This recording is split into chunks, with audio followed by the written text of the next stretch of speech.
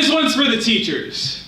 On my 13th birthday, I gave myself 2 presents, a paint set and a planet. Spinning and glazing my own world, I was the clay and the potter's wheel with a kiln at my core, quick hardening, quick coloring, and quick to bite the brush-wielding hand of the one who force feeds, because at age 13, if you told me that my world was your canvas, I would swallow your paintbrush. And 9 years later, I hadn't forgotten the taste, so when I started teaching at the wildest middle school in the district, I made sure to take my own world off the whiteboard, to stand in front of Malik and Javion and Maya with empty hands, give them their own futures to hold. I declared each period a bottomless well of finger paint, since each fingerprint, every one belonged to a well-intentioned hand. I was sure, and if it didn't before, it just needed another assignment. You see, each assignment is a new room to walk through and hang pictures. Each class is a mother's fridge waiting for fingerprint canvas to become the third wheel between metal door and magnet, and I could not teach.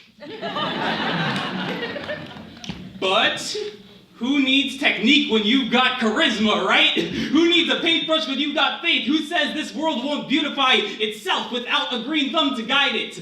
Well, first period does. Good morning, class. And they rearrange their desks, turn their backs to the board to continue the long-standing relationship they have built with failure, kissing it open mouth all 45 minutes of class. Fridge is bare of everything but trouble magnets, and there is no third wheel, no potters, no wheel at all. They do not know progression like they know repetition. Second period is the same as first, and I am worried that we are destined to spin our days away, staying stationary, never advancing past this year, 100 worlds, all with no revolution. Third period does not trust me. I let them paint a world that they grew to hate. The girl in the back of the class with a permanent scowl throws her assignment off her desk. I put it back in front of her instead of kicking her out, and she looks at me like empathy is the new elephant in the room. Why are you always trying to solve problems, sir? Fourth period does not trust themselves. They tell me real teachers wield canvases, real teachers paint worlds on whiteboards. Give us your voice so that we can give it back to you. They dip their timid fingers in 5 different colors of paints and let them dry there. Their hands get all colors of wonderful. Their canvases stay the same shade of blank, and it's the last period of the day.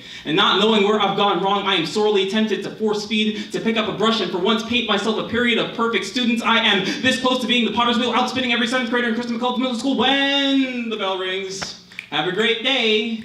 And I get a visit from the teacher in the class down the hall who has spent years growing a thumb green enough to paint 1,000 worlds beautiful, while I am preparing my most photosynthetic smile for when she asks me how it went today. But instead, she smiles when she looks at the blank whiteboard. She tells me, I hope you weren't expecting this to be any easier. It will always start dark when you are trying to paint the sun.